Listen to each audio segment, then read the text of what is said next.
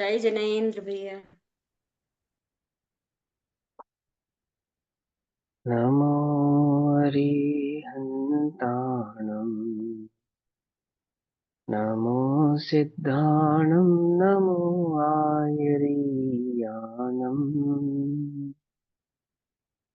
नमो वज्रायानम् नमो लोये सवसाहूनम्।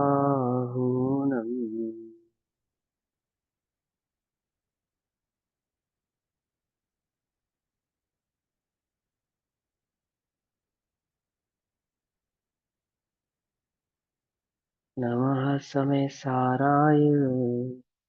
स्वानुभूत्या च कासते चित्स्वभावाय भावाय सर्वभावान्तरच्छिदे।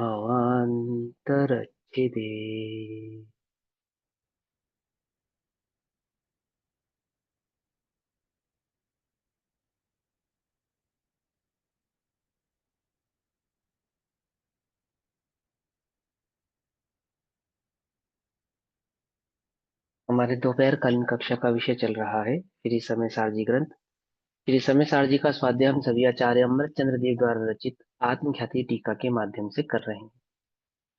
आत्मख्याति टीका page number 603, परिशिष्ट स्यादवाद अधिकार, है ना। समय सार परिशिष्ट भी कहते हैं इसको, स्यादवाद अधिकार भी कहते हैं, और इसको ज्ञान ज्ञेय प्रज्ञापन भी कहते हैं। क्योंकि ज्ञान मात्र आत्मा ऐसा कहने पर वहां आत्मा ज्ञान मात्र ही है ऐसा नहीं है, अर्थात वह अनंत गुणात्मक आत्मा ज्ञान मात्र कहने से भी त्यादवाद द्वारा उसकी सिद्धि करते हैं कि वह अनंत गुणात्मक ही है।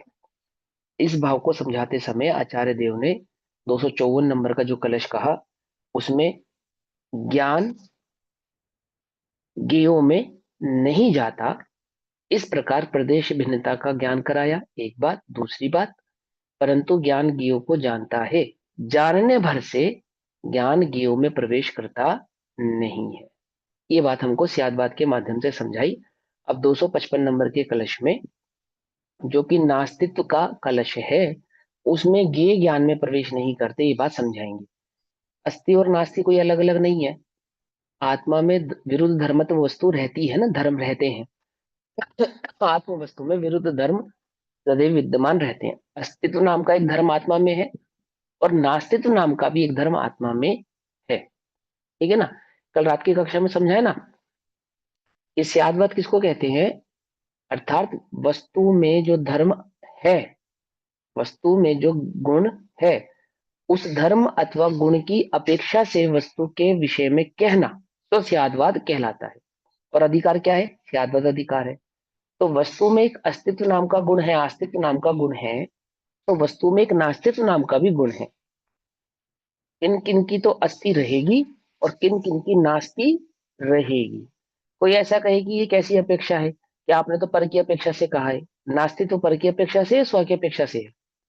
अस्तित्व स्व की अपेक्षा से है और नास्तित्व पर की अपेक्षा से है, स्व की अपेक्षा से है। स्व की अपेक्षा से नास्तित्व है। हाँ, ये समझो। हम क्या कहते हैं, अपनी अपेक्षा से तो अस्तित्व और पर की अपेक्षा से नास्तित्व। तो ऐसा नहीं है, अपनी ही अपेक्षा से अस्तित्व है और अपनी ही अपेक्षा से नास्तित्व भी है।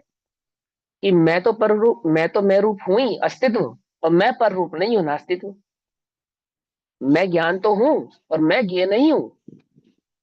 पकड़ में ही बात, नहीं पकड़ में ही?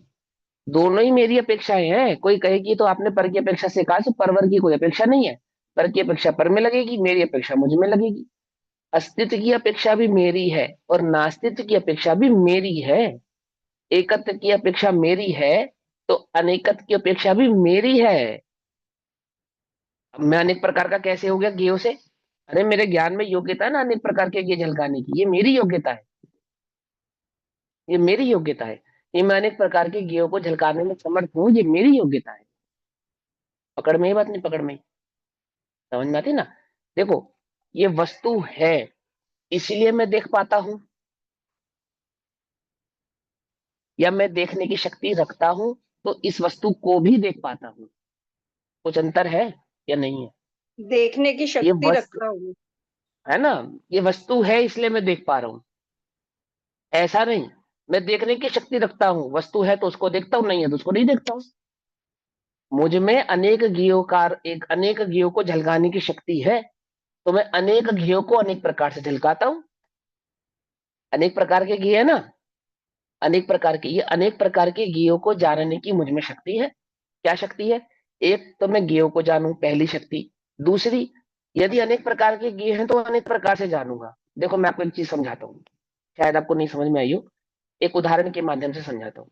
एक ना बीमारी होती है, उसका नाम होता है कलर ब्लाइंडनेस। क्या होती है उस बीमारी का नाम क्या है? Colour blindness. अब उस कलर ब्लाइंडनेस की बीमारी में क्या होता है कि मान के चलो किसी को रेड कलर की ब्लाइंडनेस है फॉर एग्जाम्पल, तो रेड कलर की वस्तु तो जगत में है, परंतु जिसको वह बीमारी है ना, रेड कलर की ब्लाइंडनेस की बीमारी है, उसको लाल वस्तु दिखाई नहीं देती जगत में। वस्तु तो दिखाई दी, जैसे मान के चलो ये पेंसिल में लाल रंग है ना, तो उसको लाल की जगह जो भी रंग दिखाई देता हो, जैसे मान के चलो फॉर एग्जाम्पल कि लाल की जगह उसको काला दिखता है। रंग तो कोई ना कोई दिखेगा बट लाल नहीं दिखेगा। और जहां जहां लाल होगा वहां वहां उसको काला दिखेगा। तो ध्यान से समझना, कलर ब्लाइंडनेस, जिसको कलर ब्लाइंडनेस है, उसको वस्तु नजर नहीं आती क्या? कि ऐसा नहीं है, वस्तु नजर आती है। पर वस्तु में मान के चलो लाल और काला ऐसे दो रंग होंगे, तो लाल रंग नजर नहीं आएगा, काला रंग दिखाई देगा, और जहां जहां लाल होगा वहां वहां भी काला दिखाई देगा। क्या कहा? कुछ बात समझ में आई या नहीं समझ में आई? कोई कहे कि लाल दिखाई नहीं देगा तो लाल रंग की वस्तु उसके समक्ष रख दो, तो वस्तु नजर आएगी या नहीं नजर आएगी? वस्तु तो दिखाई देगी। आप ये मत समझो कि उसको वस्तु ही नहीं दिखाई देगी, पर वो लाल की जगह काली दिखाई देगी, ये फर्क हो जाएगा। कुछ बात समझ में आती है नहीं आती है? समझ में आती है? ये गुण है या अवगुण है? बोलो, ये गुण है या अवगुण है? अवगुण है ना। लाल है तो लाल दिखे, पकड़ में आ रही बात नहीं? पकड़ में आ रही है, लाल की जगह काला दिखे, ये कैसी बात हुई भाई? आंख की स्वच्छता, आंख की स्वच्छत्व, आंख की ताकत क्या मानी जाएगी? जो लाल है उसको लाल देखे, जो काला है उसको काला देखे। पकड़ में ही मत। माँ ने कहा लाल रंग का धागा लेकर। आपकी आवाज बहुत कट रही है। भैया देखो, सभी को कट कर आ रही है, आज तो नहीं कटनी चाहिए मेरे हिसाब जी से। नहीं भैया नहीं, जी जी बिल्कुल कट ठीक के आ आ रही रही है। है। मुझे तो हो एक रही ठीक एक आ है रही करके ब्रेक, बोलूं? थोड़ी ब्रेक हो रही है बट समझ में आ रहा है, बट इसलिए नहीं बोला कुछ। देखो रही है, सभी को ब्रेक होकर आ रही है। अरे यार, आज तो नहीं होनी चाहिए। आज तो बिल्कुल एकदम नेटवर्क होके आ रहा है। कोई बात नहीं। मुझे तो बहुत अच्छी आ आप रही भाई लोगों, साहब। एक्चुअली क्या है, वॉइस हाँ तो फिर आपकी ना वॉइस आ रही है लेकिन बीच में एक आध लेटर, एक आध वर्ड कट हो रहा है और कुछ ज्यादा नहीं आ रहा प्रॉब्लम। चलो हो सकता है ठीक हो जाए अभी। चलो सुनो, सुनो ध्यान से समझना। अस्थि और नास्ति भाव समझाना है ना मुझे, तो इसलिए मैं ये उदाहरण आपको देकर समझा रहा हूँ। तो बहुत ध्यान से समझेंगे कि ज्ञान में एकत्व और अनेकत्व भाव कैसे सब एक। आपने कहा कि अस्थि भी मेरी अपेक्षा से है, नास्ति भी मेरी अपेक्षा से है, तो एकत्व भी मेरी अपेक्षा से और अनेकत्व भी मेरी अपेक्षा से है। तो वो मेरी अपेक्षा कैसे है, वो अपेक्षा ध्यान से हम समझ रहे हैं। तो क्या कहा कि माँ ने कहा लाल रंग का धागा लेकर आओ। अब बहुत सारे धागों में एक धागा लाल रंग का भी है, पर वो नहीं ला पाएगा। धागा तो दिखेगा उसे, पर लाल नहीं दिखेगा। क्या दिखेगा? काला दिखेगा। पकड़ में ही बात नहीं? पकड़ में ही। ऐसे ही ज्ञान में ज्ञ को जानने की शक्ति है एक, ये तो ज्ञान की शक्ति है ही। और अगर और इसके अलावा अगर ज्ञों में अनेक भाव हैं, तो ज्ञान अनेक भावों को जानता है। पकड़ में ही बात नहीं? पकड़ में ही, पकड़ में ही। ज्ञ कितने प्रकार के हैं? मान लो अनेक प्रकार के हैं, तो अनेक प्रकार के ज्ञों को अनेक प्रकार से जानेगा। उस ज्ञ में जैसी प्रवृत्ति होगी वैसा जानेगा। ये है ज्ञान का अनेकत्व भाव। कुछ बात समझ में आई या नहीं समझ में आई? अभी भी समझ में नहीं आई? ज्ञान का एकत्व भाव क्या है? कि ज्ञान जानता है, ये एकत्व है। अनेक प्रकार की वस्तुओं को अनेक अनेक रूप से जानता है, ये उसका अनेकत्व है। पकड़ में बात? एकत्व से ही नहीं मात्र जानता। मान के चलो वो सिर्फ लाल लाल दिखेगा, तो अनंत वस्तुओं में सिर्फ लाल लाल भाव ही दिखाई देगा। लेकिन ज्ञान में ऐसा नहीं है। उद्गल की कितनी प्रकृतियां हैं? मान के चलो 8 कर्म, 148 प्रकृतियां कर्मों की हैं, तो 8 कर्मों को जानता है, 148 प्रकृतियों को जानता है। फिर पुद्गल की जो 21 या 25 प्रकृतियां हैं, उन 21-25 प्रकृतियों के जो भेद हैं, उन भेदों को प्रभेदों के आधार से भली प्रकार से जानता है।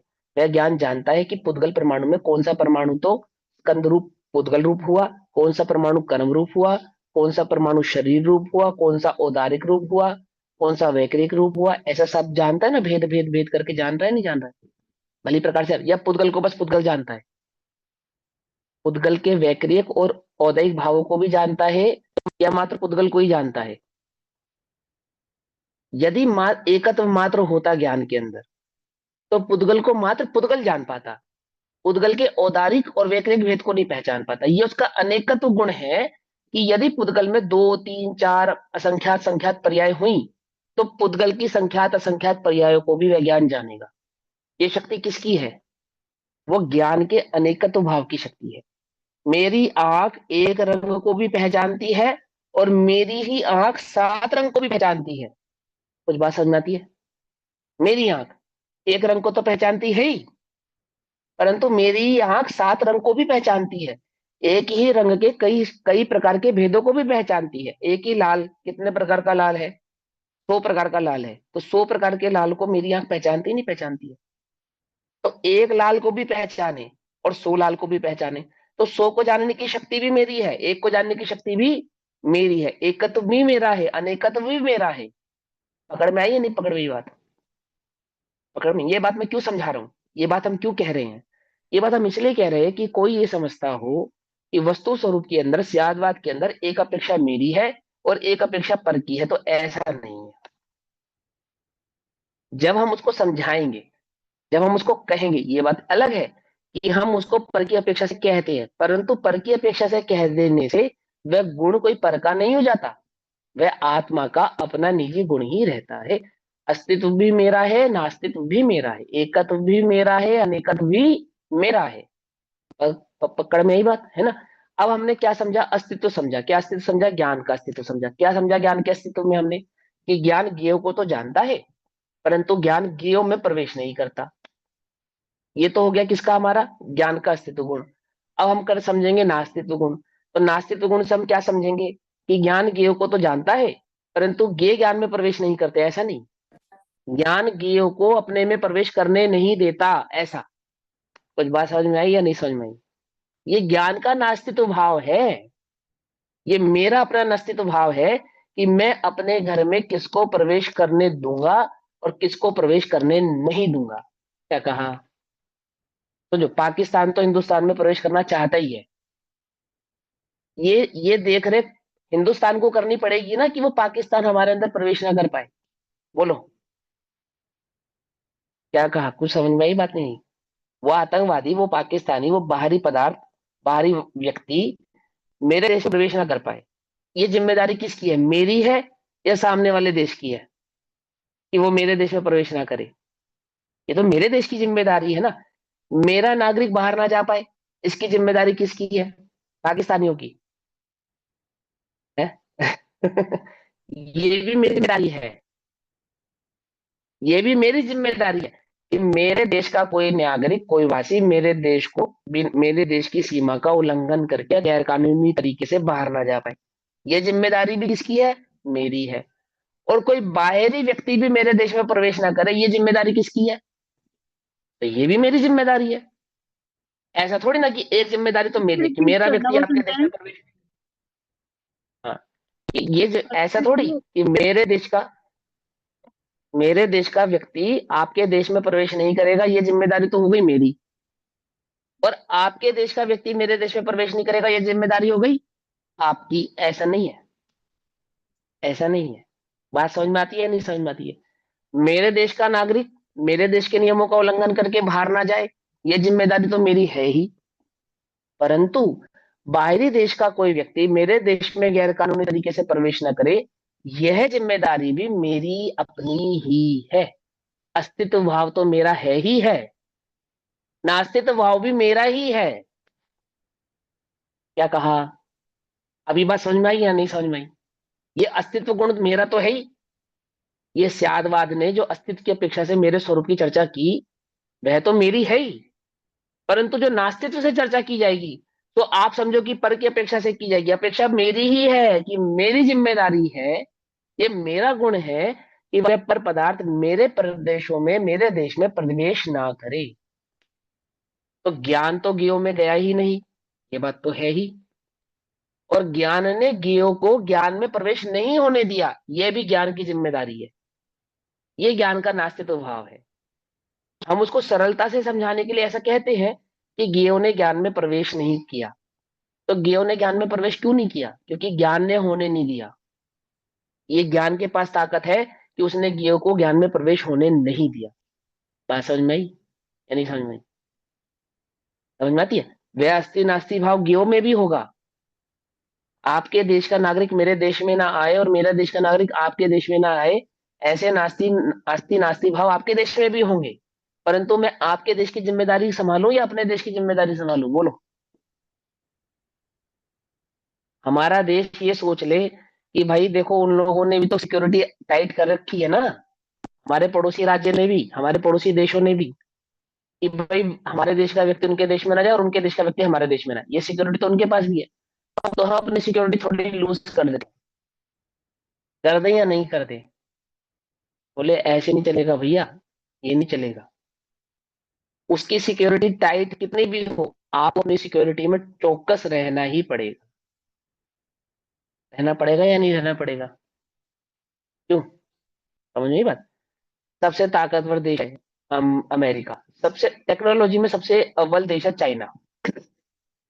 समझना ध्यान से, मैं एक उदाहरण के तौर पे समझाता हूँ। जापान है वैसे तो, लेकिन ये जो चाइनीज टेक्नोलॉजी कैसी है कि भूल से भी, मतलब वो भूल से भी गलती नहीं हो सकती कि कोई गैर कानूनी तरीके से चाइना से इंडिया में प्रवेश कर जाए। नजदीक देश है ना।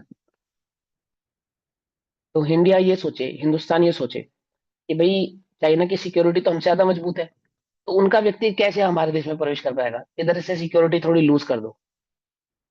ऐसा करने पर क्या होगा? ऐसा हो सकता है नहीं हो सकता? पहली बात तो ये, अगर ये बात मालूम चले, किसी को भी पता चले, तो किसकी कमी है वो? भारत की कमी है या चाइना की कमी है? इंडिया की, भारत की कमी मानी जाएगी ना। कोई से अच्छा नहीं मानेगा ना, उचित नहीं मानेगा ना। और क्या कहलाएंगे? कहलाएंगे हम बेवकूफ और कहलाएंगे, पागल और कहलाएंगे। कहलाएंगे नहीं कहलाएंगे? ऐसे ही छह द्रव्यों में अस्थि नास्ति धर्म किसका है? प्रत्येक द्रव्य का अपना है, निजी है। मेरी अपेक्षा तो मेरी है ही, और वह जो नहीं की अपेक्षा है वह भी मेरी ही है, वह पर की नहीं है। ये समझो आप। ये पकड़ में आ गई? तो हमने अस्तित्व से क्या समझा था? कि ज्ञान ज्ञेय में प्रवेश नहीं करता। अब हम नास्ति से क्या समझेंगे? कि ज्ञान ज्ञेय को ज्ञान में प्रवेश होने नहीं देता। ऐसी ज्ञान की सामर्थ्य है, ये मेरी सामर्थ्य है। पकड़ में ही बात? नहीं पकड़ में?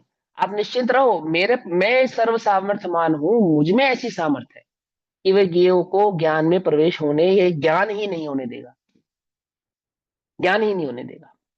पकड़ में ही ना? हाँ, अब चलते हैं, चलो। अब 255 नंबर का नास्तित्व नाम का कलश पढ़ते हैं।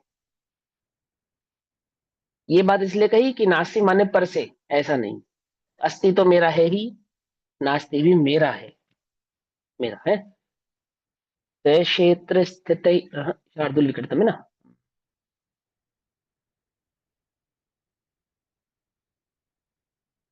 क्षेत्र स्थित पृथक विध पर, क्षेत्रे स्थितार्थो झा जनात्, तोच्छीभूय पशुः प्रणश्यति चिदाकारान् सहार्थोर्वमन्। गलत पढ़ रहा हूँ मैं थोड़ा सा, रुको। स्वक्षेत्र स्थित पृथक विध पर, क्षेत्र स्थितार्थो जना, तोच्छीभूय पशु प्रणश्यति चिदा कारान् सहार्थैर्वमन्। याद्वादी तु असंसधामनि पर, क्षेत्रैविदन्नास्ति ताम्, त्यक्तार्थोऽपि न तुच्छतामनुभवत्, याकारकर्षि परान्। क्या कहते हैं सुनेंगे, ध्यान से समझेंगे। कलश नंबर 255। श्लोकार्थ। पशु अर्थात सर्वथा एकांतवादी अज्ञानी, वस्तु स्वरूप को नहीं जानने वाला अज्ञानी। ठीक, क्या कहता है कि स्वक्षेत्र स्थित पृथक विद, जो पृथक है, अलग है, पृथक विद पर क्षेत्र स्थित अर्थ उज्जनात, अर्थात स्वक्षेत्र में रहने के लिए भिन्न भिन्न पर क्षेत्र में रहे हुए गे पदार्थों को छोड़ने से। फिर से पढ़ूं, देखो, जिसको वस्तु स्वरूप की खबर नहीं है, जिसको ज्ञान के स्वभाव की खबर नहीं है, जो अपने आत्मा के स्वभाव को पहचानता नहीं है ना, मैं आत्मा हूं ये तो उसको पता ही नहीं, तो मेरे ज्ञान के स्वभाव की खबर उसको कैसे होगी? जब वस्तु की खबर नहीं है तो वस्तु के गुणों की खबर कैसे होगी, है ना? तो वो क्या मानता है, वो उसको क्या लगता है कि स्व क्षेत्र में रहने के लिए जो भिन्न भिन्न पर क्षेत्र में रहे हुए ये पदार्थों को छोड़ने से ये पदार्थों के साथ चैतन्य के आकारों का भी वमन करता हुआ, अर्थात ये पदार्थों के निमित्त से चैतन्य में जो आकार होता है उनको भी छोड़ता हुआ। ज्ञान में गे जानने में नहीं आते, तो ज्ञान में जाने हुए गेयों का भी जो निषेध कर रहा है, अर्थात गे जो भाव है ना, गे जो भाव है, जैसे चंद्रमा तालाब में है या नहीं है, पहले ये समझा था हमने, चंद्रमा तालाब में है या नहीं है कि नहीं है? तो तालाब में क्या है? बोले पानी है। ये दोनों बातें बिल्कुल करेक्ट है आपकी, तालाब में सिर्फ पानी है और तालाब में चंद्रमा नहीं है। तो तालाब में चंद्रमा है या नहीं है, ये प्रश्न ही क्यों उठा? क्योंकि चंद्रमा का प्रतिबिंब तालाब में था, इसलिए प्रश्न उठा था। उठा था नहीं उठा था? तो वो प्रतिबिंब है या नहीं है? बोले हाँ है। अब वो प्रतिबिंब भी ना हो उसके लिए हम क्या करें? तो वो कहते हैं सुनो मेरी बात, तालाब के आसपास कुछ पत्थर पड़े हैं, तालाब के आसपास कुछ मिट्टी पड़ी है, तालाब के आसपास कुछ पेड़ खड़े हैं, खड़े हैं ना, मिट्टी भी पड़ी है, पत्थर भी पड़े हैं और पेड़ भी खड़े हैं, खड़े ना। अब वो चंद्रमा का प्रतिबिंब पेड़ पे पड़ रहा है क्या? पेड़ में भी दिख रहा है क्या? बोले नहीं, पेड़ में तो नहीं दिख रहा। मिट्टी में दिख रहा है क्या?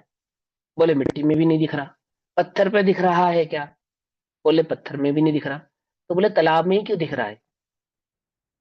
ध्यान से समझना, क्या तुम पेड़ मिट्टी या पत्थर हो जाना चाहते हो? बोलो, क्या तुम उस पानी को पेड़ मिट्टी या पत्थर कर देना चाहते हो कि नहीं नहीं नहीं नहीं, हम पानी को पेड़ मिट्टी पत्थर नहीं करना चाहते। तो क्या चाहते हो? क्या चाहते हो? कि हम चाहते हैं पानी पानी ही रहे। तो बोले ये पानी की योग्यता है, क्या योग्यता है? कि वह स्वच्छता शक्ति है ना उस पानी के अंदर, कि वो चंद्रमा को झलकाए और चंद्रमा उसमें झलके। ये किसकी योग्यता है? चंद्रमा पेड़ में झलके, ये पेड़ की योग्यता नहीं है। अथवा पेड़ चंद्रमा को झलकाए, ये पेड़ की योग्यता नहीं है। चंद्रमा मिट्टी में झलके या मिट्टी चंद्रमा को झलकाए, ये मिट्टी की योग्यता नहीं है। चंद्रमा पत्थर में झलके या पत्थर चंद्रमा को झलकाए, ये पत्थर की भी योग्यता नहीं है। ये योग्यता तो एकमात्र उस पानी में ही है। क्या? कि वह पत्थर को झलकाएगा और वह चंद्रमा को झलकाएगा और चंद्रमा उसमें झलकेगा। ऐसे ही ये योग्यता किसके पास है? कि वह ज्ञान रूप तो है ही, स्वयं को तो जानता ही है, परंतु पर को भी जानता है। ज्ञान ज्ञान भाव से तो है ही, पर पदार्थ उसमें झलकते यानी जानने में आते हैं। ये शक्ति किसकी है? ये ज्ञान की शक्ति। जब तुम इस शक्ति का निषेध करते हो, इसका निषेध करते हो, जब तुम ज्ञेयों का निषेध करते हो कि ज्ञान में ज्ञेय जानने में ही ना आए, आए ही नहीं, नास्ति आए ही नहीं, तब तुम किसका निषेध करते हो? तो तुम वास्तव में अपनी ही शक्ति का निषेध करते हो, अर्थात ज्ञान का ही निषेध करते हो। क्योंकि ये शिकायत करने वाले पानी को या तो मिट्टी या तो पत्थर या तो पेड़ कर देना चाहते हैं। क्योंकि ना झलकाने की शक्ति किसकी है? वो तो मिट्टी पत्थर या पेड़ की है। पकड़ में ही बात है, उसके नजदीक पदार्थों की ज्ञान करा रहे हैं। ऐसे ही ये जो अज्ञानी है, जिसे ज्ञान और ज्ञेय के संबंध की खबर नहीं है, पहले क्या गड़बड़ की उसने? पहले उसने ये गड़बड़ करी कि भिन्न क्षेत्रों में रहे हुए ज्ञेय पदार्थों को जानने के कार्य में प्रवृत्त होने पर यह जो आत्मा है वह भी उन ज्ञेय पदार्थों में प्रवेश पा जाता है, अर्थात उन ज्ञेय पदार्थमय हो जाता है, ऐसा मान रहा था। तो उसका सियादवादी ने ज्ञान कराया भाई ऐसा नहीं होता, ज्ञान ज्ञान ही रहता है, ये ही रहते हैं। अब ये समझ रहा है कि ये जब जानने में आते हैं तो वे ये क्या करते हैं, आत्मा को उस रूप ही कर देते हैं, मुझे अपने रूप बना लेते हैं। पहले समझ रहा था मैं पर रूप हो जाता हूं, अब समझ रहा है कि वे पर पदार्थ मुझे निज रूप अपने रूप कर लेते हैं। तो मैं उनके रूप ना बनूं, इसके लिए मैं क्या करूं कि वे ये पदार्थ मेरे जानने में ही ना आए, वे ये पदार्थ मेरे ज्ञान का विषय ही ना बने। ऐसा मानकर वो किसका निषेध करता है, ज्ञान और ज्ञेय के स्वभाव को तो पहचानता नहीं, ज्ञान की स्वच्छत्व शक्ति की उसके भाव को तो पहचानता नहीं, और ज्ञेयों का निषेध करने के चक्कर में ज्ञान का ही निषेध कर डालता है। यानी वहां जब ज्ञेयों की नास्ती करना चाह रहा है, वहां वास्तव में वह ज्ञान की ही नास्ती करके बैठा है। तो कैसे नास्ती कर रहा है वो, ज्ञान ज्ञान की ज्ञेयों को नहीं जानने वाला, ज्ञान और ज्ञेय के भेद को नहीं जानने वाला। तो क्या समझाते हैं कि ज्ञेय पदार्थों के साथ चैतन्य के आकारों का भी वमन करता है, अर्थात जब ज्ञेय को जानने का निषेध करता है तो चैतन्य का भी निषेध कर देता है। पकड़ में आई बात, नहीं पकड़ में आई? वमन करता है, वमन करता है यानी कि वमन करता है यानी कि छोड़ता उल्टी है, करता वो है, लेना वोमिट करता है, करता है। उल्टी करता समझ में? है ना? अब देखो कैसे वोमिट कैसे की उसने, आपने कोई ऐसा पदार्थ भक्षण कर लिया जो आपके शरीर के लिए सुटेबल नहीं था, ठीक है? तो जो वो पदार्थ आपने भक्षण किया था वो कहाँ गया, भक्ष करने के बाद आपकी आंतों में गया, आपके पेट में गया, लिवर में गया। तो वो वमन किस प्रकार से कर रहा है कि वो जो पदार्थ लीवर में है, उस पदार्थ को निकालने की जगह लीवर ही बाहर निकाल देना चाहता है क्या? कुछ बात समझ में आई या नहीं आई?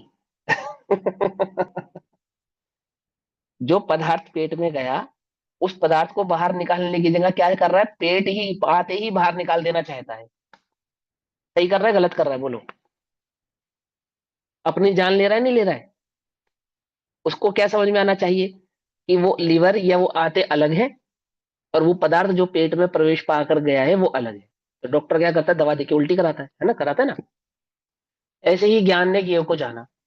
तो जब ज्ञेय ज्ञान ज्ञान के जानने में जब ज्ञेय पदार्थ आए, तो हाँ उस ज्ञेय का निषेध करने के चक्कर में क्या करा उसने, ज्ञान का ही निषेध कर दिया। तो जब तालाब में चंद्रमा दिखाई दे रहा था ना, बोले बहुत झगड़ा हो रहा है, एक काम करो तालाब खाली कर दो। क्या झगड़ा किस बात पे हो रहा था कि चंद्रमा तालाब में नजर आ रहा था। तो झगड़ा मिटाने के लिए उसने क्या किया, तालाब ही खाली कर दिया। कुछ बात समझे? बोले अब चंद्रमा झलकेगा ही नहीं। क्यों, मैंने जड़ी मिटा दी ना, जड़ी मिटा दी ना। अब उसने सही किया या गलत किया? तो वह चंद्रमा और जल के संबंध को नया पहचानने के कारण क्या वमन किया, चंद्रमा का वमन करने के लिए, अर्थात चंद्रमा तालाब में ना झलके इसके लिए तालाब ही खाली कर दिया। ऐसे ही ज्ञान में ये जानने में ना आए, इस बात का निषेध करने के लिए किसका निषेध कर दिया, ज्ञान का ही निषेध करके बैठ गया, जानू ही नहीं। क्या कहते सुनो, कि स्व क्षेत्र में रहने के लिए, यानी ज्ञान ज्ञान रूप से रहे, और भिन्न भिन्न परिक्षेत्र में रहे हुए ज्ञेय पदार्थों को छोड़ने से, ज्ञान तो मैं तो ज्ञान रूप रहूं और ज्ञेय मेरे जानने में ना आए। इस लाइन का अर्थ समझ में आ गई बात? पहली लाइन का अर्थ क्या है, सभी को समझ में आया? सभी समझना ध्यान से। स्व क्षेत्र में रहने के लिए, स्व क्षेत्र में रहने के लिए अर्थात ज्ञान ज्ञान रूप से रहे। मेरा क्षेत्र तो मैं तो ज्ञान हूं ना, फर्स्ट पर्सन, तो यहाँ पे आत्मा रहेगा। तो स्व क्षेत्र में रहने के लिए अर्थात ज्ञान ज्ञान रूप से रहे, और ज्ञान किसी प्रकार से अशुद्ध ना हो, ज्ञान में कोई गड़बड़ ना हो। तो उसके लिए उसने क्या किया कि भिन्न भिन्न पर क्षेत्र में रहे हुए जो ज्ञेय पदार्थ थे, ये पेंसिल भिन्न क्षेत्र में है, आप भिन्न क्षेत्र में हो, मोबाइल भिन्न क्षेत्र में, शास्त्र भिन्न क्षेत्र में, सब भिन्न क्षेत्र में ना, ये देह भिन्न क्षेत्र में है ना? तो भिन्न क्षेत्र में रहे हुए वे ज्ञेय पदार्थ, और स्व क्षेत्र में रहता हुआ वह ज्ञान। तो स्व क्षेत्र में रहे हुए ज्ञान में रहने के लिए, अर्थात मैं ज्ञान भाव से रहूं, इसके लिए उसने क्या कदम उठाया कि जो पहले से ही पर क्षेत्र में थे, अर्थात जो पहले से ही ज्ञान में नहीं थे, वह चंद्रमा जो पहले से ही तालाब में था ही नहीं, था ही नहीं, क्या करा उसके लिए, पर क्षेत्र में रहे हुए ज्ञेय पदार्थों को छोड़ने से अब उनसे छूटना चाहता, जो थे ही नहीं, जो चंद्रमा तालाब में था ही नहीं, उस तालाब में से चंद्रमा को हटाना चाहता है। हटा सकता है? हटाने के लिए पहले चंद्रमा चाहिए, ये बात उसको पता नहीं है। तो जब वो उस तालाब में चंद्रमा को हटाने के लिए जाएगा, तो किसे हटाएगा, बोलो, पानी को ही हटाएगा ना, क्योंकि वहां चंद्रमा तो है ही नहीं। कुछ बात समझ में आई नहीं? ऐसे ही ज्ञान में झलकने वाले ज्ञेयों को जब हटाने का कोई प्रयास करेगा, तो किसको हटाएगा? बोले ज्ञेय को, ज्ञेय हो तो हटाए ना, ज्ञेय तो है ही नहीं। वो ज्ञान का ही निषेध करने लग जाएगा। ओह, क्या करूं, क्या करूं, चंद्रमा तालाब में ना झलके? बोले तालाब देख, पानी मतलब देख। जानना ही बंद कर दे, हाँ, मतलब जानना ही जानना बंद ही कर देना चाह रहे हैं।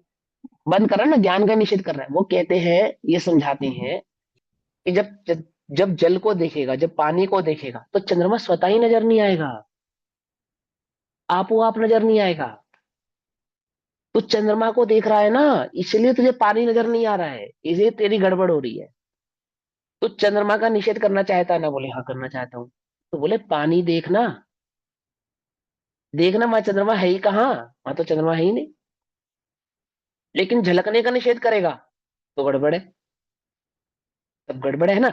ये क्यों गड़बड़ हो रही है? क्योंकि ज्ञान के स्वच्छ भाव को नहीं पहचानने के कारण, वस्तु स्वरूप को नहीं पहचानता ना, तो ज्ञान में ये झलकते ही ये बात समझता ही नहीं है, उसको पता ही नहीं है ये बात, है ना। तो क्या कर रहा है, देखो ध्यान से। स्वक्षेत्र में रहने के लिए, अर्थात ज्ञान ज्ञान रूप से रहे, इसके लिए क्या करता है वो, कि जो भिन्न भिन्न पर क्षेत्र में रहे हुए ज्ञेय पदार्थों को छोड़ने से, अर्थात जो ऑलरेडी भिन्न क्षेत्र में है, ऐसे ज्ञेय पदार्थों को छोड़ना चाहता है। कैसे छोड़े? छोड़ने के लिए पहले पकड़े तो छोड़े भी, ठीक है ना, छोड़ने से। अब क्या करता है कि ज्ञेय पदार्थों के साथ चैतन्य के आकारों का भी वमन करता हुआ, ज्ञेय पदार्थों के साथ किसका वमन कर रहा है? चैतन्य का ही वमन कर रहा है, चैतन्य के आकारों का ही वमन कर रहा है। वे जो ज्ञेय चैतन्य में बने थे, उन चैतन्य, उस ज्ञेय पदार्थ का वमन कर रहा है, यानी उनको छोड़ना चाहता था, चैतन्य को ही छोड़ रहा है। अर्थात मैं जानने वाला हूं, ऐसे अपने जानने वाले स्वभाव को ही जो त्याग के बैठा है। समझ नहीं बात? सॉरी, आगे। अब देखो ब्रैकेट में क्या लिखा है, अर्थात ज्ञेय पदार्थों के निमित्त से चैतन्य में जो आकार होता है, उसको भी छोड़ता हुआ। चैतन्य में ज्ञेय पदार्थों के निमित्त से आकार होता है, यानी चैतन्य में जो ज्ञेय का भाव झलकता है, तो उनको भी छोड़ता हुआ, अर्थात मैं जानने वाला हूं, ऐसे चैतन्य भाव को ही छोड़ता हूं। तुच्छ भूया, तुच्छ होकर, दुखी होकर, परेशान होकर, तुच्छ भूया अर्थात दुखी होकर, तुच्छ होकर, अंदर में किस बात की गलानी हो गई, कि ये जानने में आ रहे हैं, ये जानने में आ रहे हैं, ये जानने में आ रहे हैं, ये भी जान रहा हूं मैं, ये भी जान रहा हूं मैं। अरे ये मेरे ज्ञान में तो ये भी जानने में आ रहा है, ये भी जानने में आ रहा है, अच्छा भी जानने में आ रहा है, बुरा भी जानने में आ रहा है, परेशान हो गया तुच्छ होकर। भैया वहां चंद्रमा है, वहां चंद्रमा है, वहां चंद्रमा है। चंद्रमा है या नहीं है? नहीं है, पहचानता ही नहीं है। तो क्या हो रहा है? तुच्छ होकर प्रणशयति, नाश को प्राप्त होता है। दुखी है ना, दुखी है ना, नाश को ही प्राप्त होता है। ज्ञेयों को देख देख कर, देख देख कर, देख देख कर दुखी होता है, नाश को ही प्राप्त है। हे भगवान, जानने में ही ना है, जानने में ही ना है, जानने में ही नहीं। नास्ती, किसकी नास्ती कर रहा है? किसकी नास्ती कर रहा है? जो है नहीं ज्ञान उसकी की नास्ती नास्ती करने कर। के चक्कर में। हाँ, जो नहीं है उसकी नास्ती करने के चक्कर में अपनी ही नास्ती कर रहा है। और नास्ती तो क्या था? नास्ती तो ये है कि ज्ञान ने ज्ञेयों को ज्ञान में प्रवेश ही नहीं दिया, नास्तित्व तो ये थी। और ये नास्तिक किसकी समझ रहा है? कि ज्ञान में ये जानने में ना आए, इसे नास्तिक समझ रहा है। ठीक, अब आगे कहते हैं, स्यादवादी तू और स्यादवादी तो, अर्थात जो वस्तु स्वरूप को भली प्रकार से पहचानते हैं वे, स्वधामनी वसन, अर्थात स्व क्षेत्र में रहता हुआ, ज्ञान ज्ञान के क्षेत्र में रहता है, मैं अपने क्षेत्र में रहता हूं, है ना। पर क्षेत्रे नास्तिताम विदत, पर क्षेत्र में अपना नास्तित्व जानता हुआ। आहा, क्या हुआ? ज्ञान निजी क्षेत्र में रहता हुआ ये बात भली प्रकार से जानता है कि मैं पर क्षेत्र में प्रवेश करता ही नहीं हूं। पकड़ में ही बात, नहीं पकड़ में? अर्थात ज्ञान ये बात भली प्रकार से जानता है कि जब ये मेरे में जानने में आते हैं, तो मैं ये रूप होता ही नहीं। पकड़ में ही बात, मैं ये रूप होता ही नहीं, होता ही नहीं, अर्थात जो ज्ञेयकृत अशुद्धता है वो मुझ में प्रवेश नहीं करती, एक बात। जो मैं ज्ञेयक्रांत, ज्ञेयों की वजह से वह दुखी नहीं होता, ज्ञाक्रांत नहीं होता, ज्ञेयों में सुख बुद्धि नहीं करता, अर्थात ज्ञेय लुब्ध नहीं होता, और ज्ञे ही ज्ञान है, ऐसा ज्ञासक्त नहीं होता। तीन बातें समझ में आई। ज्ञासक्त माने ज्ञे ही ज्ञान है, इसे कहते हैं ज्ञासक्त। ज्ञेयों में सुख है, इसे कहते हैं ज्ञे लुब्धता। और ज्ञेयों से जो भय है उसे कहते हैं ज्ञाक्रांत। तीन बातें समझ में आती है नहीं आती है? तीनों ही उसे नहीं होती, क्योंकि वो वस्तु स्वरूप को भली प्रकार से पहचानता है। ना ज्ञेय लुब्ध होता है, न ज्ञेयासक्त होता है, ना ज्ञेयाक्रांत होता है। ठीक, समझ ये आई सब बात? क्या चलो, बताया आपने? ज्ञेयासक्त माने ज्ञान को ही ज्ञेय माने, वो तो ज्ञेयासक्ति है, गे जैसे देह में गेयाकार भी आसक्ति है। बोला था, गेयाकार भी बोला था ना इसको। ज्ञेयाकार नहीं, ज्ञेय आसक्त। आसक्त जैसे देह आसक्त हम, तो देह आसक्त कैसे हम? ये देह और में एक है। देह लुब्ध अर्थात देह में सुख है, समझे? और ज्ञेयाक्रांत, देहाक्रांत यानी देह से दुखी है। समझे नहीं समझे? आक्रांत हुआ हुआ है, उससे दुखी हुआ हुआ है, ऐसा। एक अर्थवाची भी है और भिन्न भिन्न अर्थ भी है। एक अर्थवाची भी समझो तो भी कोई बात नहीं, भिन्न भिन्न अर्थ ऐसे मेरे को विकल्प आया बतला दो, सो मैंने बतला दिया। अभी सुनो ध्यान से, क्या कहते हैं। और स्यादवादी तो स्व क्षेत्र में रहता हुआ, यानी कि ज्ञान के स्वभाव को पहचानता हुआ। स्व क्षेत्र में रहता हुआ यानी अपने अपनी मर्यादा को, अपनी सीमा को, अपने स्वभाव को पहचानता हुआ। क्या जानता है? ये जानता है कि पर क्षेत्र में अपना नास्तित्व जानता हुआ। मैं पर क्षेत्र प्रवेश नहीं करता, नास्तित्व पर में जो मैं प्रवेश करता है ऐसा नहीं। देखो क्या लिखा है, पर क्षेत्र में अपना नास्तित्व जानता हुआ। मैं पर क्षेत्र में प्रवेश ही नहीं पाता, प्रवेश ही नहीं करता, ऐसे अपने नास्तित्व को पहचानता हुआ। पर क्षेत्र में रहे हुए जो पर क्षेत्र में है, जिनका क्षेत्र मेरे से पहले से ही भिन्न है। जब जब हम क्षेत्रों की बात करें ना, क्षेत्र की बात करें, तो वह प्रदेशों की बात हो रही है। समझे बात? जब हम क्षेत्र की बात कर रहे हैं, इसका मतलब हम प्रदेशों की बात कर रहे हैं। क्षेत्र को वाहन जो होता है वो किसका होता है? प्रदेशों का होता है या गुणों का होता है? द्रव्य कर का होता है या गुणों का होता है? क्षेत्र किसका होता है? द्रव्य का। द्रव्य का होता है, और विष्णु का। समझे? है ना? जो क्षेत्र होता है ना, क्षेत्र वो द्रव्यों का होता है, गुणों का क्षेत्र नहीं होता। गुण तो द्रव्य में व्यापक होते हैं। पकड़ में ही बात नहीं? पकड़ में ही। और पर्यायों का भी क्षेत्र नहीं होता। पर्यायों का क्षेत्र कौन सा है? द्रव्य का क्षेत्र ही पर्यायों का क्षेत्र है ना? ऐसा ही है ना? ऐसा तो नहीं द्रव्य कहीं है और पर्याय कहीं है, ऐसा तो नहीं कि द्रव्य तो कहीं और परिणम रहा है और पर्याय कहीं और परिणम रही है, ऐसा तो नहीं हो रहा। तो जब हम क्षेत्र की बात कर रहे हैं, दैट मीन्स हम प्रदेशों की बात कर रहे हैं। और जब हम प्रदेशों की बात कर रहे हैं तो हमें पता है ना कि दो द्रव्यों के प्रदेश आपस में मिलते नहीं, ये पता है ना तुम्हें? तो क्यों घबरा रहे हो? क्यों घबराते हो? जब ज्ञान के जानने में पर पदार्थ आता है, तो पर पदार्थ ज्ञान में प्रवेश नहीं पाता है, क्योंकि हम दोनों में प्रदेश भिन्नता है, रहने वाली है। आंख, आंख जिस वस्तु को देखती है, देखने भर से ग्रहण नहीं करती है। आई बस समझ में नहीं आई? देखो, एक पंडित जी थे, मैं नाम भूल गया उनका। अपने मक्खनलाल जी, जो हमारे अपने दादा है ना, दादा हुक्मचंद भारती जी, दादा हमारे आदरणीय दादा, उनके जो गुरु थे, शिक्षा गुरु मक्खनलाल जी, वो मक्खनलाल जी के मित्र थे। और वो भी एक मूर्धन्य और अच्छे विद्वान थे। ये दादा ने अपनी एक प्रवचन में, मैंने बहुत साल पहले वो प्रवचन सुना था, 4-5 साल पहले शायद सुना होगा। उस प्रवचन में वो दादा ने वो कहानी सुनाई, ये ज्ञान के प्रज्ञापन के संदर्भ में बताया। तो अब वो गलती से उनसे कहा गया या किसी आवेश में कहा गया, तो उन्होंने क्या कहा कि ज्ञान ज्ञेयों को ग्रहण करता है। क्या कहा? ज्ञान ज्ञेयों को ग्रहण करता है। अब ये बात उनसे कही गई, कही गई तो कही गई। अब पूरे देश के विद्वान उनके पीछे पड़ गए। क्या बात लेके कि ज्ञान ज्ञेय को ग्रहण कैसे करता है? अब वो अपनी बात को तर्क से सिद्ध तो नहीं कर पाए। 3 या शायद 7 दिन तक गोष्ठियां चली। तो उन्होंने उसमें एक उदाहरण दिया कि मान के चलो 1 किलो हलवा रख दो और 1000 आदमी उस हलवे को देखते हुए चले। 1000 आदमी उस हलवे को देखते हुए चले। उसके बाद जब 1000 आदमी चले जाए ना, उसके बाद हलवे का वजन नापोगे तो कुछ ग्राम कम हो जाएगा। क्या तर्क दिया उन्होंने? 1 किलो हलवा रख दिया, 1000 आदमी उसको देखते हुए गए, और 1,000 आदमी जब देखने के बाद जब उस हलवे को तोलोगे उसका क्या होगा, कुछ वजन कम हो जाएगा। उनको तो हार नहीं था, ये तो पॉसिबल नहीं है, ऐसे तो मिठाई वाला लुट जाएगा बेचारा, है ना। तो अब वो बात हार गए और वो किस्सा जैसे तैसे करके निपट गया। तब जब वो मक्खनलाल जी के पास ये बात आई तो मक्खनलाल जी ने उसको कहा कि तुम कैसे विद्वान हो, है, तो मैं बस एक बात कहनी थी। बोले क्या? अपनी बात कहने के बाद उसके आगे कथनचित लगा देते। कथनचित लगा देते कि भाई ज्ञान ज्ञेय को कथनचित ग्रहण भी करता है। बस इतना कहना था तो मैं सारे कलेश निपटा रहे, कुछ बात समझ में ही नहीं। अर्थात वो ये समझाना चाहते थे कि जो वस्तु स्वरूप को भली प्रकार से जानते और पहचानते हैं, वो वस्तु की सिद्धि करना भी पहचानते हैं, जानते हैं। अब तुम्हें वस्तु स्वरूप की खबर नहीं थी ना, इसलिए गड़बड़ हो गई। पकड़ में ही बात नहीं, पकड़ में ही।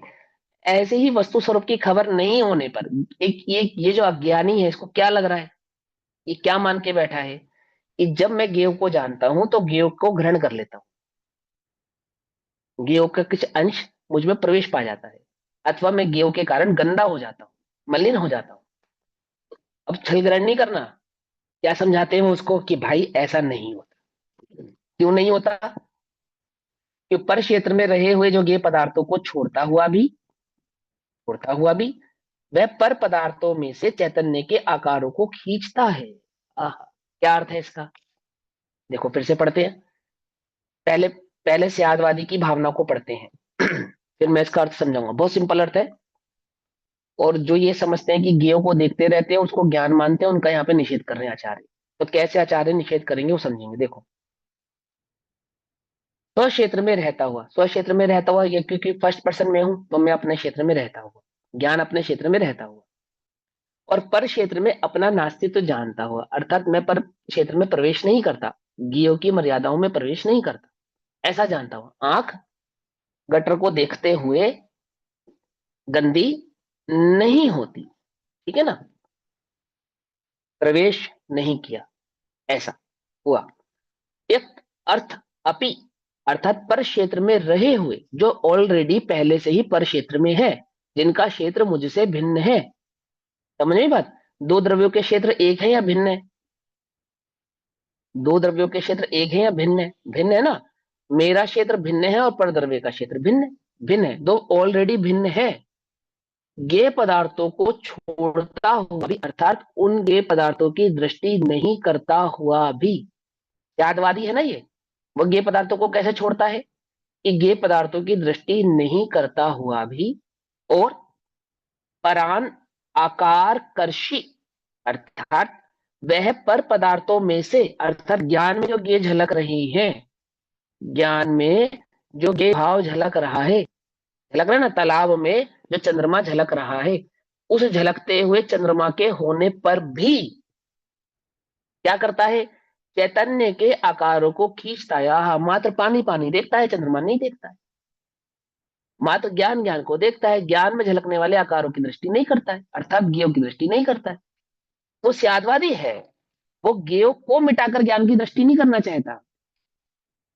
वो क्या है? वो चंद्रमा को हटाकर पानी नहीं देखना चाहता। चंद्रमा के रहते हुए जब वह पानी को देखता है तो सहज ही उसे चंद्रमा दिखाई देता नहीं है। ज्ञान के रहते हुए भी, ज्ञेयों के रहते हुए भी जो सहज ही ज्ञान की दृष्टि करते हैं, क्या होता है? उन्हें ज्ञेय सहज ही दिखाई देते नहीं है। जो ज्ञेयों को हटाकर ज्ञान की दृष्टि करना चाहते हैं, वो वास्तव में ज्ञान का ही निषेध कर रहे हैं, क्योंकि वे बात जानते नहीं है कि ज्ञान में जो स्वच्छत्व शक्ति के कारण ज्ञान ज्ञेयपना तो संभव सदाकाल रहने ही वाला है। ज्ञेयों का निषेध करने वाले ज्ञान का ही निषेध कर रहे हैं। आगे बात समझ में नहीं? समझ में ही समझ में आता है ज्ञान के प्रज्ञापन का ये भाव। अब आगे पढ़ते हैं। अर्थात अब ब्रैकेट पढ़ेंगे, ज्ञेय पदार्थों के निमित्त से होने वाले चैतन्य के आकारों को नहीं छोड़ता, अर्थात ज्ञान में से ज्ञेय हट जाए ऐसा विकल्प नहीं करता। क्या करता है? मात्र ज्ञान ज्ञान ज्ञान ज्ञान भाव की दृष्टि करता है, आकारों की दृष्टि नहीं करता। उल्टा नहीं पकड़ना। देखे तो ज्ञेय आकार, कहे उसे ज्ञान, देखे तो चंद्रमा और कहे उसे तालाब, ऐसा नहीं। तालाब के स्वरूप को भली प्रकार से जानकर पहचान कर पानी की स्वच्छता शक्ति का निर्णय करने के बाद पानी की दृष्टि करता है, और तब ये बात कहता है कि वहां चंद्रमा नहीं है, और ऐसा होने पर उसे चंद्रमा दिखाई भी नहीं देता। क्या कहा? नहीं देता। केवल ज्ञान की अपेक्षा बात अलग है, वहां पानी और चंद्रमा दोनों दिखेंगे। जिसे ज्ञान की दृष्टि करनी है, ऐसे छद्मस्त को जब ज्ञान देखेगा तो गे नहीं दिखेंगे, और जब गे देखेगा तब ज्ञान नहीं दिखेंगे। लेकिन ज्ञान का ऐसा स्वभाव है कि जिस समय ज्ञान देखेगा गे उस समय भी होगा, और जिस समय गे देख रहा है ज्ञान उस समय भी है। ऐसे अपने ज्ञान को आक्रांतता से बचाकर जो ज्ञान स्वभाव की दृष्टि करे और ज्ञेय को मिटाकर ज्ञान की दृष्टि ना करना चाहे, वह स्यादवादी है। समझ में बात? नहीं समझ में आई? अन्य मिथ्यावादी कौन है? जो ज्ञेय को मिटाकर ज्ञान की दृष्टि करना चाहते हैं। स्यादवादी कौन है? जो ज्ञेयकृत अशुद्धता ज्ञान में नहीं आई है, ऐसे ज्ञान स्वभाव को पहचानने के बाद ज्ञान में झलकते हुए ज्ञेय को रहने पर भी ज्ञान मात्र की दृष्टि करते हैं और ज्ञेय का निषेध नहीं करते हैं। निषेध नहीं करते अर्थात कि ज्ञेय हटाए तो ज्ञान दिखे, ऐसा नहीं करते। क्या करते हैं? ज्ञेय की दृष्टि नहीं करते, ज्ञान की दृष्टि करते हैं। ठीक। तुच्छताम अनुभवती न, इसलिए तुच्छता को प्राप्त नहीं होता। समझ में बात? क्या नहीं होता? इसलिए तुच्छता को प्राप्त नहीं होता। दर्पण में, आंख में, दर्पण का क्यों आंख में अपवित्र वस्तु के झलक जाने पर खेद खिन्न नहीं होता? क्यों खेद खिन्न नहीं होता? क्योंकि वह जानता है आंख मलिन नहीं हुई है। ऐसा आंख धोएगा ना सबसे पहले आकर, या हाथ पैर धोएगा, बाहर से आकर क्या धोई जाती है? आंख। आंख धोते ना भैया, आंख भी धोते हैं, मिट्टी चली जाती है, वो चली जाती है उसके साथ। हम देखने की अपेक्षा से पूछ रहे हैं कि वो अपवित्र पदार्थ को देखने पर क्या कोई अपनी आंख धोता है? नहीं धोता है। समझे नहीं समझे? और अपवित्र पदार्थ को देखने वाले के लिए ये नहीं कहा जाता तेरी आंख गंदी है, ये कहा जाता है तेरा मन गंदा है। यही कहा जाता है ना, यानी उपयोग। मन माने उपयोग। अपवित्र आंख नहीं हुई है, अपवित्र तो तेरा उपयोग है। अपवित्र जानने की शक्ति नहीं है। अपवित्र तो तेरा वह उपयोग है जो ज्ञान को ना देखकर मात्र ज्ञेय को ही देख रहा है। कुछ बात समझ में आई या नहीं? अपवित्र आंख नहीं है, अपवित्र कौन है? मन है। ऐसे ही अपवित्र ज्ञान नहीं हुआ है। जो जो ज्ञेय को जान रहा है वो ज्ञान अपवित्र नहीं है। अपवित्र तो तेरा वह उपयोग है जो ज्ञान को ना देखकर मात्र ज्ञेय में ही लुब्ध है, जो ज्ञेय में ही आसक्त है, जिसकी सुबुद्धि ज्ञेय में पड़ी है। अपवित्र तो तेरा वो उपयोग है। उस उपयोग को उस ज्ञेय से हटा और ज्ञान में लगा तो क्या जानेगा? ज्ञान तो सदैव पवित्र ही था।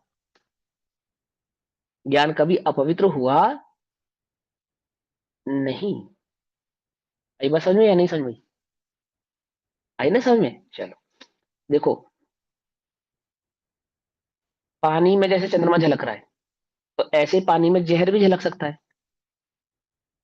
झलक सकता है? नहीं झलक सकता? झलक सकता है। तो पानी में जहर को झलकाकर पिया जाए तो हम मर जाएंगे या नहीं मरेंगे? बोलो। पानी में जहर को झलकाया जाए, दिखाया जाए, और दिखा के फिर पानी पी लिया जाए, तो हम मरेंगे या नहीं मरेंगे? क्यों? नहीं क्योंकि मरेंगे। जहर कृत अशुद्धता पानी में प्रवेश नहीं करती है। सीधी सी बात है। हाँ, ऐसे ही ज्ञान में ये झलक रहे हैं। घबराते क्यों? ज्ञान को देखो, पी जाओ आराम से ज्ञान को। ये तो अशुद्धता उसमें आई नहीं है। हो रहा है या नहीं? समझ में आई बात? नहीं समझ में? ऐसा। ये- चलो भाई भावार्थ साहब, पढ़ते हैं अब। इसी प्रकार देख के आचार्य श्री ने मुझ में सिद्धत्व की स्थापना की है। हाँ, सिद्ध स्वभाव की स्थापना की हम्म, है ना? सिद्ध स्वभाव की स्थापना की है। निर्मल स्वभाव, सिद्ध माने निर्मल स्वभाव की स्थापना की है, ऐसा। ठीक है ना? सुनो, पर क्षेत्र में रहे हुए ये पदार्थों के आकार रूप चैतन्य के आकार होते हैं, इसको डिनाई हम नहीं करेंगे। ये तो स्वभाव है कि जैसे गे जितने प्रकार के गे हैं, ज्ञान उतने ही प्रकार के ज्ञेयों को जानता है। ये ज्ञान की अपनी निजी शक्ति है, सामर्थ्यवान है। एक स्त्री खड़ी, एक पुरुष खड़ा है दर्पण के समक्ष, तो एक स्त्री और एक पुरुष झलकाएगा ना, या मात्र स्त्री स्त्री झलकाएगा और पुरुष पुरुष झलकाएगा? ऐसा तो नहीं करेगा। या दोनों दोनों स्त्री पुरुष को स्त्री मात्र झलका देगा और स्त्री पुरुष को पुरुष मात्र झलका देगा? ऐसा भी नहीं करेगा। यानी दो गे खड़े तो दो झलकाएगा ना। ऐसे ही ज्ञान में अनेक गे है तो अनेक ही जानेगा, उसमें क्या बात है? जितने भेद प्रतिभेद, जितनी उनकी पर्याय है, जितना उनका परिणाम है, सबको जानेगा, उसको कहते हैं अनेक। और आकार माने स्वभाव। आकार माने आकृति नहीं, आकार का अर्थ स्ट्रक्चर नहीं, आकार का मतलब होता है स्वभाव, स्वरूप। गेय, जितने प्रकार के गेय हैं, उन गेयों का जो जो स्वरूप है, उन समस्त स्वरूपों को ज्ञान जानता है, उसको कहते हैं ज्ञान। भिन्न प्रकार के गेयों के आकारों को जानता है। जैसे सुगंध का आकार अर्थात सुगंध का स्वरूप, रंग का आकार अर्थात रंग का स्वरूप, शब्द का आकार अर्थात शब्द का स्वरूप। पकड़ में ही बात नहीं, पकड़ में ही, है ना। तो क्या कहते हैं, जो ऑलरेडी पहले से ही पर जिनका क्षेत्र हमसे भिन्न है, ऐसे जो गेय पदार्थ हैं, क्या कहते हैं, पर क्षेत्र में रहे हुए गेय पदार्थों के आकार रूप। आकार रूप अंतर अर्थात उनका जो स्वरूप है, जैसा भी है, जिनका भी है ना, स्वरूप है, चैतन्य के आकार होते हैं। अर्थात चैतन्य उतने ही भेद प्रतिभेदों के साथ उस गेय पदार्थों को जानता है। चैतन्य के आकार हो गए मतलब चैतन्य में भेद पड़ गया, आकार का भेद पड़ गया, नहीं, वैसा का वैसा ही जानता है। ऐसा पहले पुराने जमाने में पेंटिंग चलती थी, बहुत लोगों के घर में होती थी। एक एक पहाड़, क्या कहते हैं इसको, बहुत फेमस नाम है यार, लैंडस्केप। लैंडस्केप। हाँ, लैंडस्केप। एक लैंडस्केप की पेंटिंग होती थी, तो उसमें एक नदी बहती रहती थी साइड में, तो नदी में हूबहू लैंडस्केप का एक प्रतिबिंब दिखाया जाता था। एक पेंटिंग थी ना, बड़ी फेमस पेंटिंग। तो तो नदी में पहाड़ भी होता था, सूर्य भी होता था, और वो ऊंट पे चलते हुए कुछ वो व्यक्ति हैं वो भी होते थे, है ना, ऐसा दिखते थे। तो जो पानी ने झलकाया, तो पानी ने, पहाड़ है तो पहाड़ झलकाया, ऊंट है तो ऊंट झलकाया, सूर्य है तो सूर्य झलकाया, और ऊंट पे बैठा हुआ एक व्यक्ति है तो सुबह भी झलकाया, और उस व्यक्ति ने काला वस्त्र पहना है तो वह काला वस्त्र भी झलकाया। झलकाया नहीं झलकाया? तो क्या हो गया, पानी में अनेक आकार हो गए या नहीं हो गए?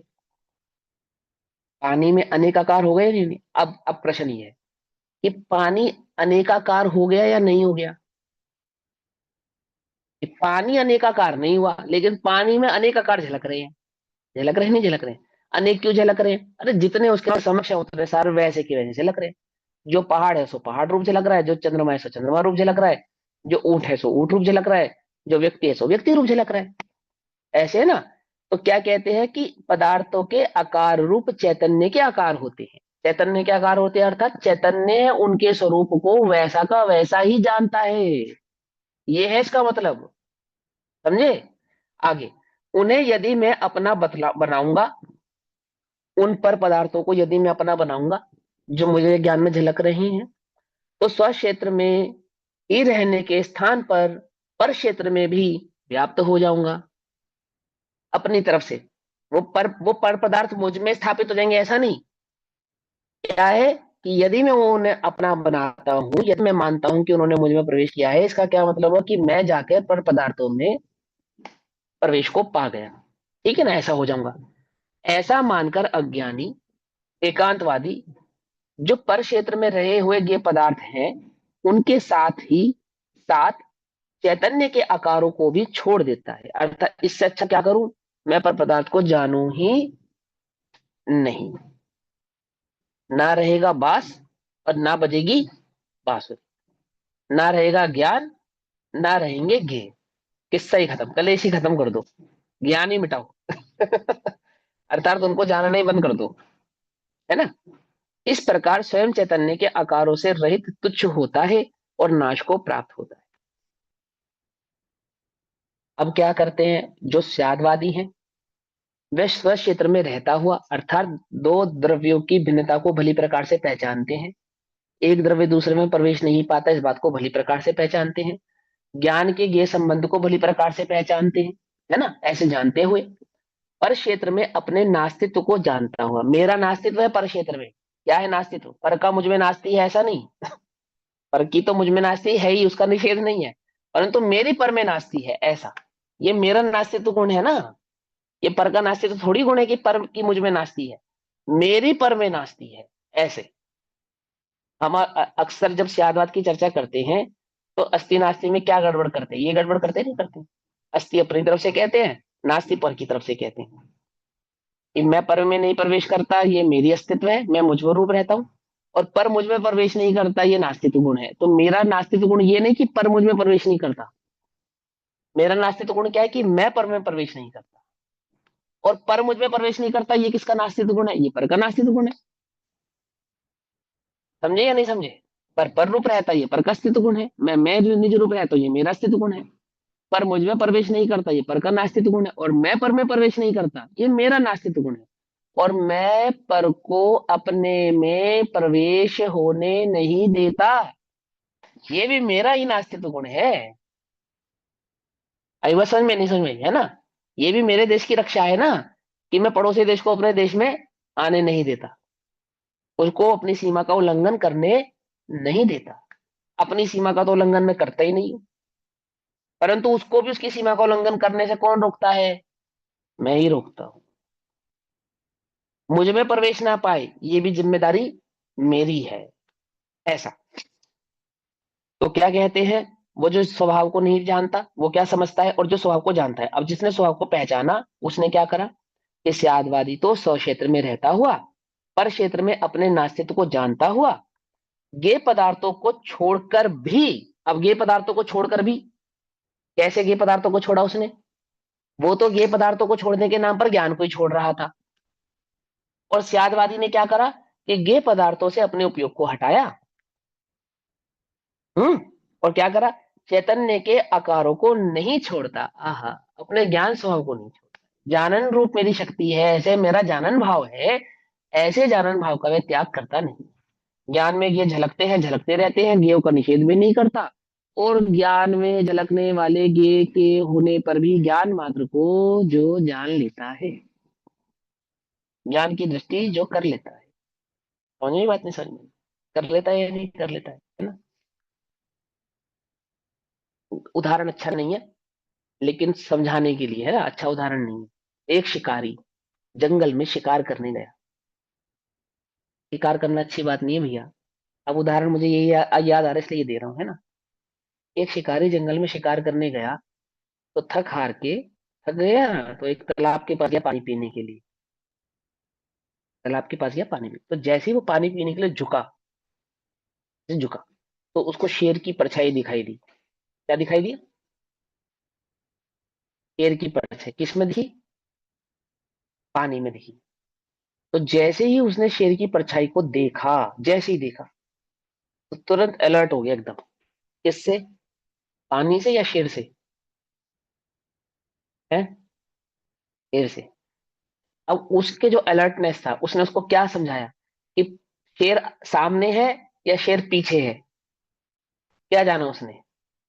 शेर बोलो। पीछे है। पीछे है। शेर पीछे है? अरे गजब हो गया, दिख तो सामने है। तो पानी दिख तो कहाँ है? सामने रहा है। हाँ पानी हाँ तो हाँ हाँ हाँ, ऐसे। दिखता है जैसे ना। ही गे को देखा, ज्ञानी जान गया क्या? ओह, गे तो भिन्न है, ज्ञान तो भिन्न है। कुछ बात समझ में नहीं आई? शेर तो पीछे है, शेर तो पीछे है, वह गे तो ज्ञान में है ही नहीं। ज्ञान को देखा, ज्ञान का मजा लिया, ज्ञान का आनंद लिया, गे से घबराया नहीं। समझा?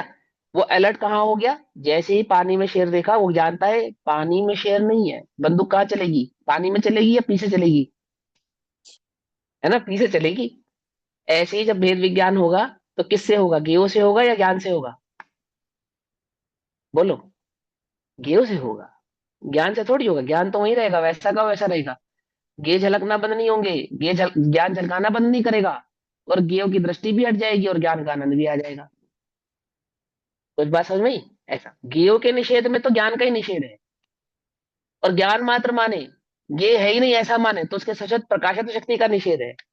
ज्ञान में गे है ऐसा जानता हुआ भी, जो ज्ञेयों की दृष्टि ना करके ज्ञान मात्र की दृष्टि करता है, वो स्यादवादी है। क्या कहते हैं? गे पदार्थों को छोड़कर भी, और चैतन्य के आकारों को नहीं छोड़ता। आकार को नहीं छोड़ता मतलब चैतन्य के स्वभाव को नहीं छोड़ता, चैतन्य के स्वरूप को नहीं छोड़ता। आकार माने स्वभाव। स्वभाव, आकार माने स्वरूप। कि ज्ञेय के स्वरूप को त्याग कर चैतन्य के स्वरूप को नहीं छोड़ता, इसलिए वह तुच्छ नहीं होता, नष्ट नहीं होता। इस प्रकार पर क्षेत्र की अपेक्षा से, तो अपेक्षा समझाने के लिए, पर क्षेत्र की अपेक्षा से, कि मेरी पर क्षेत्र में क्या है? नास्ती है।